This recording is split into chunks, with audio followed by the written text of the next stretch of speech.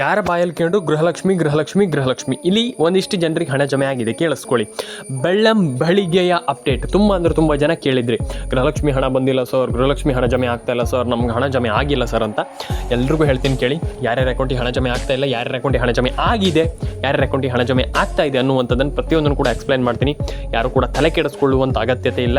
First of all ಏನು ಮಾಡಬೇಕು ಎಲ್ಲದನ್ನೂ ಕೂಡ ನಾನು ಎಕ್ಸ್ಪ್ಲೈನ್ ಮಾಡ್ತೀನಿ. ಬನ್ನಿ ಇವತ್ತೊಂದು ವಿಡಿಯೋನ ಶುರು ಮಾಡೋಣ. ಗೃಹಲಕ್ಷ್ಮಿ ಪ್ರತಿ ಯಜಮಾನಿಗೆ ಪ್ರತಿ ತಿಂಗಳು 2,000, ಪ್ರತಿ ಯಜಮಾನಿಗೆ ಪ್ರತಿ ತಿಂಗಳು 2,000.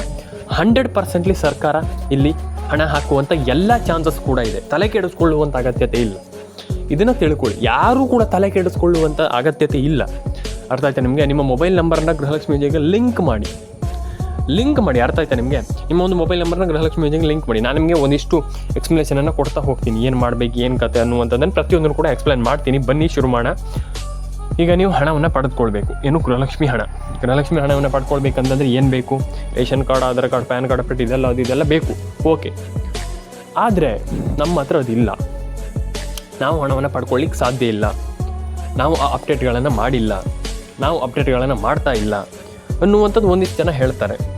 ಇದಕ್ಕೆ ಏನು ಹೇಳೋದು ಸರ್ ಅಂತ ತುಂಬ ಜನ ಕೇಳ್ತೀರ.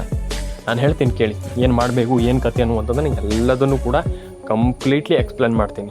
First of all, ration card update ಆಗಿದೆಯಾ ನೋಡ್ಕೊಳ್ಳಿ, ಪ್ಯಾನ್ ಕಾರ್ಡ್ ಅಪ್ಡೇಟ್ ಆಗಿದೆಯಾ ನೋಡ್ಕೊಳ್ಳಿ, ಆಧಾರ್ ಕಾರ್ಡ್ ಅಪ್ಡೇಟ್ ಆಗಿದೆಯಾ ನೋಡ್ಕೊಳ್ಳಿ. ಇದು ತುಂಬ ಮುಖ್ಯ. ತುಂಬ ಜನ ಇದೇ ಮಾತನ್ನು ಹೇಳ್ತಾರುವಂಥದ್ದು. ಒಂದಿಷ್ಟು ಜನರಿಗೆ ಹಣ ಜಮೆ ಆಗ್ತಾ ಇಲ್ಲ, ಒಂದಿಷ್ಟು ಜನರಿಗೆ ಅಕೌಂಟಿಗೆ ಹಣ ಬರ್ತಾ ಇಲ್ಲ, ಏನು ಮಾಡೋದು ಸರ್ ನಾವು ಅನ್ನುವಂಥದ್ದು ಎಲ್ಲರೂ ಕೂಡ ಕೇಳ್ತಾರುವಂಥದ್ದು ಸ್ನೇಹಿತರೆ. ಹಾಗಾಗಿ ಇಲ್ಲಿ ಒಂದಿಷ್ಟು ಜನ ಹೇಳ್ತಾರೆ, ಸರ್ ನಮ್ಗೆ ಹಣ ಬಂದಿಲ್ಲ, ಹಣ ಜಮೆ ಆಗ್ತಾ ಇಲ್ಲ, ಹಣ ಜಮೆ ಆಗಿಲ್ಲ ಅನ್ನುವಂಥದ್ದು.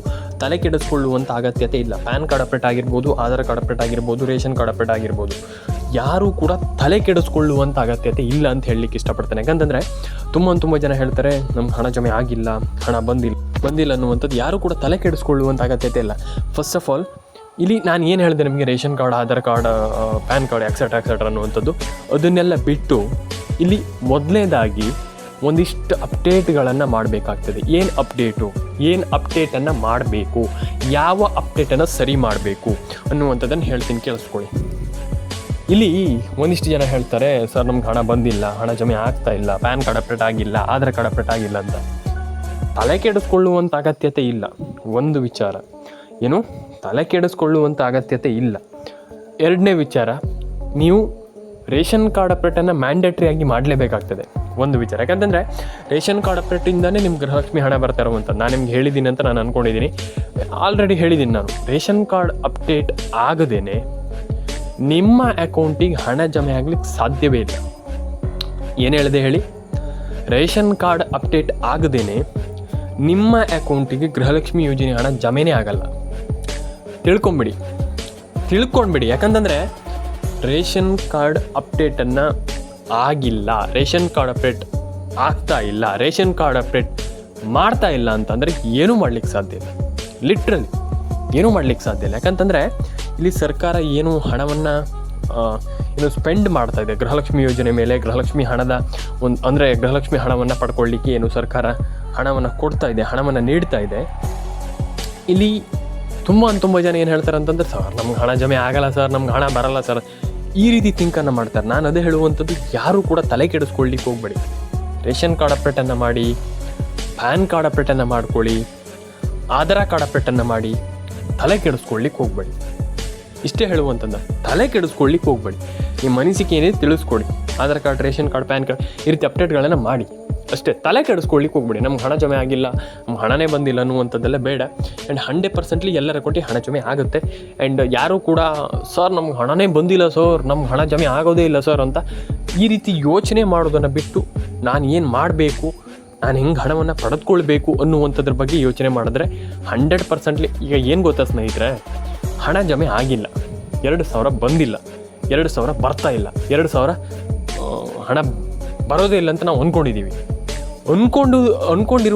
ಅಂದ್ಕೊಂಡಿರ್ಲಿಕ್ಕಾಗಲ್ಲ. ನಾನು ಹೇಳ್ತಾ ಇರುವಂಥದ್ದು ಏನಂತಂದ್ರೆ, ತುಂಬ ಜನ ಹೇಳ್ತಾರೆ, ಫಸ್ಟ್ ಆಫ್ ಆಲ್ ಏನು ಮಾಡಬೇಕಪ್ಪ ಅಂತಂದರೆ, ಹಣ ಜಮೆ ಆಗ್ತಾ ಇಲ್ಲ, ಏನು ಕಾರಣ ಅಲ್ವಾ?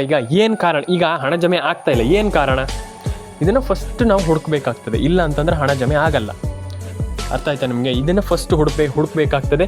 ಯಾರು ಕೂಡ ತಲೆ ಕೆಡಿಸ್ಕೊಂಡು ನನಗೆ ಹಣ ಜಮೆ ಆಗ್ತಾಯಿಲ್ಲ, ನಮ್ಮ ಅಕೌಂಟಿಗೆ ಹಣ ಬರ್ತಾಯಿಲ್ಲ ಅನ್ನುವಂಥದ್ಕಿಂತ ಏನು ಮಾಡಬೇಕನ್ನುವಂಥದ್ದನ್ನು ನೋಡಿ ಕರೆಕ್ಟಾಗಿ ಯೋಚನೆ ಮಾಡಿ ಹಣ ಯಾಕೆ ಜಮೆ ಆಗ್ತಾಯಿಲ್ಲ ಅನ್ನುವಂಥದ್ದನ್ನು ಯೋಚನೆ ಮಾಡಿ 100% ಹಣ ಜಮೆ ಆಗು ಹಂಗೆ ಮಾಡಿದ್ರೆ 100% ಹಣ ಜಮೆ ಆಗುತ್ತೆ. ಆ್ಯಂಡ್ ಒಂದಿಷ್ಟು ಜನ ಹೇಳ್ತಾರೆ ಏನು ಸರ್ ನಮ್ಗೆ ಅರ್ಥನೇ ಆಗಿಲ್ಲ ಅಂತ. ಫಸ್ಟ್ ಆಫ್ ಆಲ್ ಹೇಳ್ತೀನಿ ಕೇಳಿಸ್ಕೊಳ್ಳಿ.